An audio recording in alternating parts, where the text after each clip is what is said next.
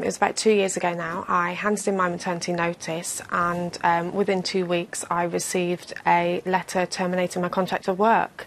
So I had to go to my union, and with their support I took my employer to tribunal and won my case for unfair dismissal for pregnancy. Do you think that employers are now waking up to the discrimination, as so many people in this survey would see it, and that actually, as time progresses, this will be something which is confronted head-on and will ultimately become a thing of the past?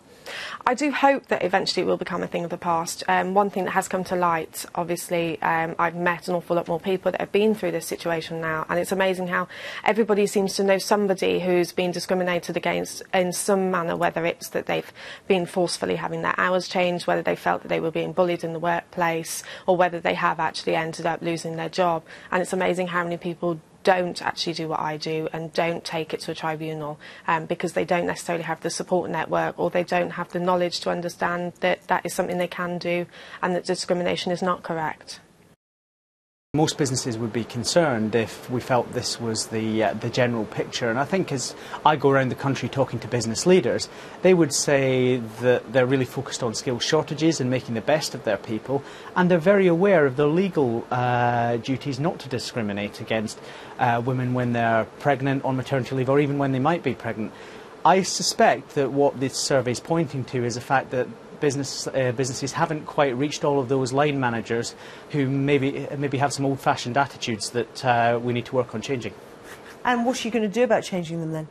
Well, across the business community, business leaders are communicating very clearly that we're interested in giving women a pipeline to the top of businesses that runs through their childbearing years. We've done lots of work with groups like the 30% Club about boardroom representation for women, and with groups like the Agile Future Forum, which is really about making flexible working and work-life balance about more than just being a woman's issue. I think when we start talking about flexibility and work-life balance for every employee, a lot of young mums and pregnant women will find they get a better deal because the culture of the workplace will change.